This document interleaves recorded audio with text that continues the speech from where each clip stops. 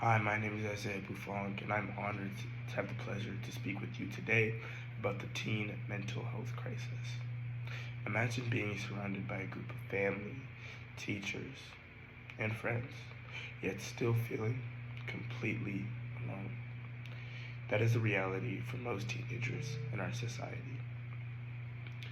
Today, I want to talk to you about the teen mental health crisis, how it's growing, and it is growing rapidly, and what our schools and communities can do to stop it. But at the end of this speech, I hope to raise your awareness, but also persuade you to take action. But raising awareness is just the beginning. To truly make a difference, we first need to understand the full scope of the problem we are facing. And this is a very serious problem.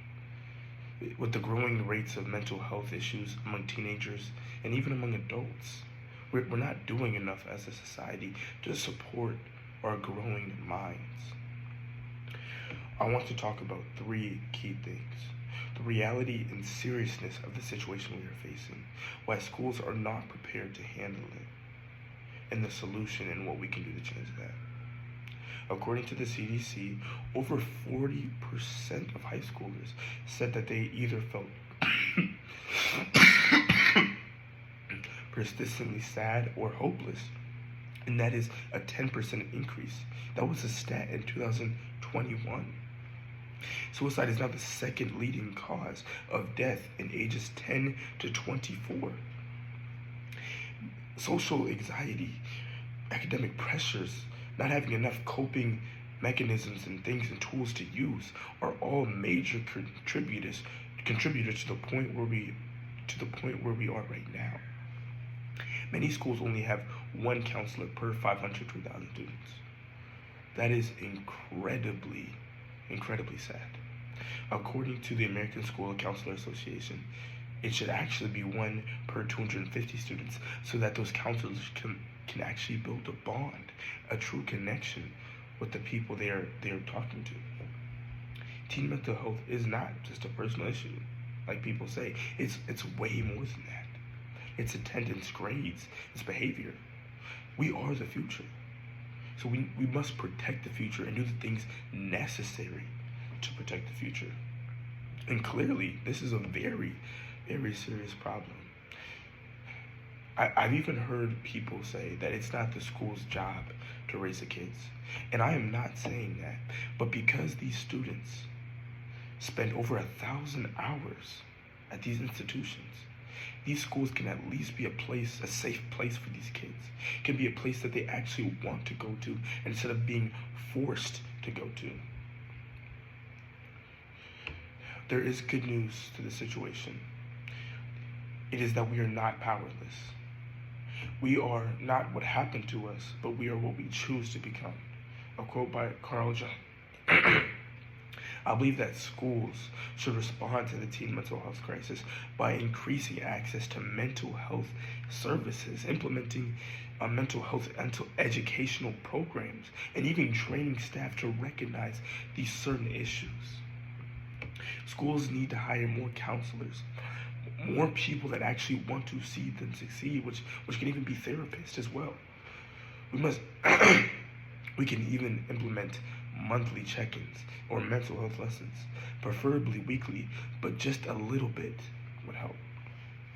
That we should also train teachers, like I said before, to recognize these signs of distress, because early detection saves lives. Students who have good mental health and who feel supported are more likely to succeed than if they don't. In a culture that actually supports building each other up and raising everybody together instead of just one person raising themselves, truly goes further but also faster. Some people may ask, how do you know this works? My answer to this is that in New York City, there is a program called Thrive NYC. It placed mental health professionals in the schools, in the classrooms, and they saw a tremendous increase in their academic performance and attendance. But yes, this will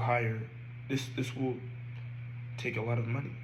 But the thing is, it says that for every $1 invested in school mental health yields at least $4 to $5 in the student outcomes, and they also have fewer behavioral problems. This is even seen in school social emotional learning. They've seen a 13% increase in academic performance. So what happens if we put these changes into place? I want you to take a second and imagine with me what would happen if we actually tried to change the situation we were in, or if we just let it be and let our environment change us. If we did the first, which is actually try to change our environment, we would see less suicide, less anxiety, depression, less of all of that, but we would see a community that rises together, that is striving to get better. We would see schools, we would see kids that actually want to go to school, that want to even get up early and see their friends, but also want to learn. But if we don't do that, we will see the same things. We will see it actually worsen. We will see suicide rates rapidly increase and depression rapidly increase. We will even see self-harm, which is what we are already seeing. And I know that we all want a better future.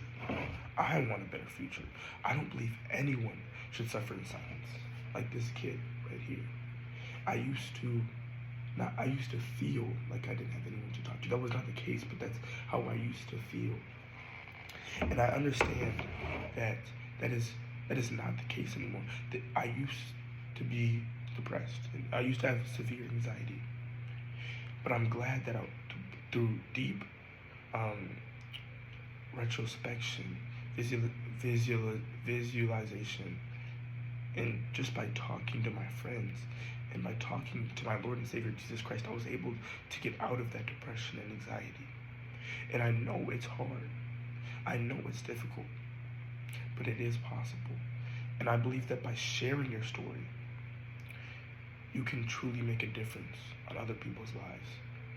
Because there may be one kid that is struggling with anxiety, depression, but at least he knows there's another person going through what he is going through, so he doesn't feel alone.